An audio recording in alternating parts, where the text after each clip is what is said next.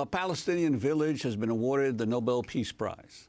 Israel is throwing open its doors to refugees. Those were some of the headlines that appeared in a fake version of the New York Times distributed across New York City on Tuesday. The paper carried the slogan, "All the news we didn't print." The prank copy of the revered Gray Lady also announced Democratic presidential candidate Hillary Clifton planned to quit the presidential race to head up a women's nonprofit based in Ramallah.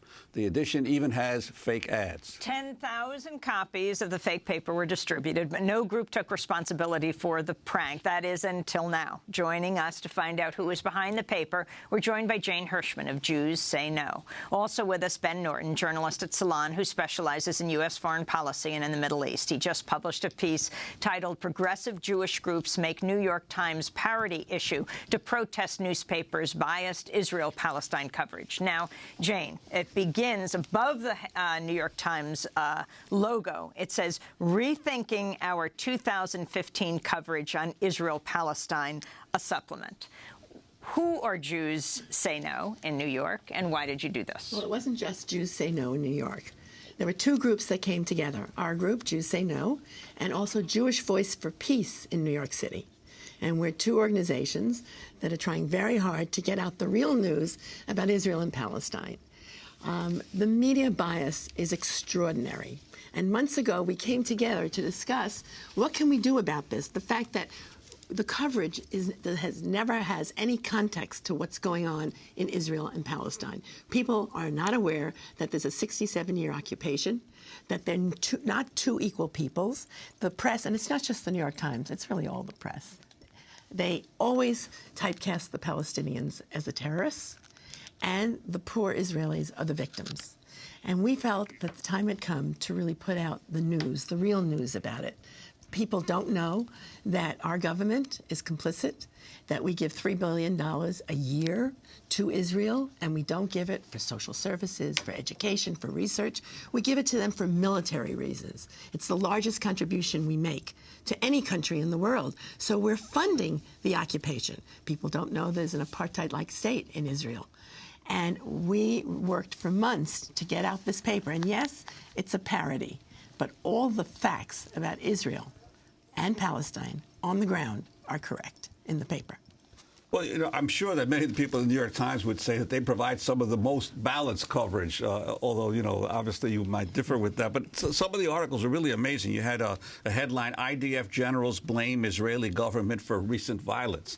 And you even had the advertisements as well, all dealing with a political reversal of how people here in the United States, many are fed the news on Israel and Palestine. Well, actually, some of the generals did come forward recently and did question what the Israeli government was doing, and that it may be the cause for the violence. That's what they questioned in the New York Times. And we're saying that after 67 years of violence, of stealing people's homes, people's water, you know, not letting them cross border, you know, have checkpoints to go to work, not getting to hospitals, that this is violent. And even the generals, that article is pretty factual about the generals. So, yes, what was the reaction when you gave it out on the streets yesterday? It was really amazing. We had over 60 volunteers at places like Staten Island Ferry and the Grand Central, and people took the paper and said, "Thank you." And my first paper that I handed out at 7 in the morning, this guy left, and a minute later he came back and he said, "Who did this?" And of course we didn't reveal. And then he said, "This is fabulous. This is the news we never see." He said, "I'm a teacher and I teach about media and terrorism, and I'm going to teach today. Can you give me more copies?" You also have a fake editorial in the New York Times in this 4-page supplement. And this, Ben, is one of the quotes you pulled for your Salon piece. You write, "In addition, we are aware," this is the fake editorial, "in addition, we are aware that a disproportionate number of our news stories in the past year and a half have focused on Israeli government statements and positions or the views of Israeli Jewish citizens. Only a small fraction have featured Palestinian speakers, whether officials and advocates or residents who experience the effects of Israeli policies in everyday life."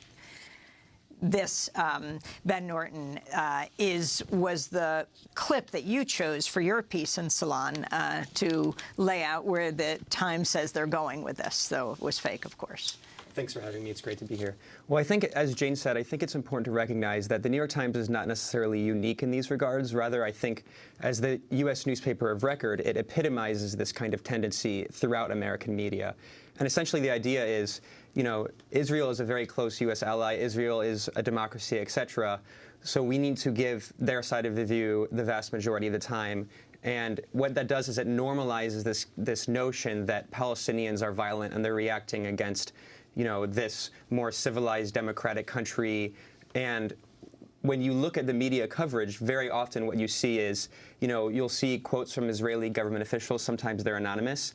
And at most, there will be one or two quotes from a Palestinian. And even then, the quotes will be very timid and paltry, and you won't see any kind of quotes that discuss, for instance, the brutality of the military occupation.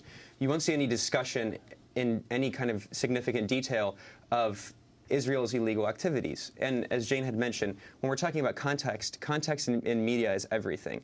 And the New York Times and many other publications very often refuse to acknowledge that there has been an illegal military occupation of the occupied Palestinian territories since 1967. The U.S. and all countries in the world, excluding Israel, have admitted this. The New York Times rarely acknowledges, for instance, that when they're discussing the recent wave of violence, that more than 165 Palestinians have been killed since October. You know, in a few months, we're talking about approximately 170 deaths. And in fact, a few minutes ago, just this morning, I was looking at the headlines, 3 more Palestinians were killed in occupied East Jerusalem. So when we're looking at this kind of coverage, it's important to understand that when American newspapers quote Israeli government officials, when American newspapers kind of don't acknowledge the daily quotidian violence and oppression that Palestinians are subjected to, that right there, it's a subtle but very clear form of bias that must be overcome. This whole notion of having balanced coverage is, of course, very important, but what it often actually means is it normalizes and essentially creates an equivalency between the people who are under military occupation and have been illegally for decades and the people who are carrying out that illegal military occupation. And any media that make that clear delineation are actually being balanced. If you don't make that delineation, you're not being balanced. You're normalizing violence. Jane, I wanted to ask you, there were two pieces that were not parodies. They were op-ed pieces by Lila Said and by Aurora Levins Morales. I'm wondering if you could talk about them and the decision to include them as well in this issue. Well, we thought it was important to put in pieces, as you said, the whole paper is not a parody. There are facts that are absolutely correct. And we thought that it was important to put in pieces. Actually, there's only one person that's named correctly in this paper, and that's Aurora. But we wanted to make it accurate as well. We didn't want it to just be a joke paper. We wanted to show what real coverage would look like. And so we did that. And I also want to mention what Ben said. You know, when an Israeli child is killed, they have a whole story about that child. They have a picture of that child. They tell you about the family.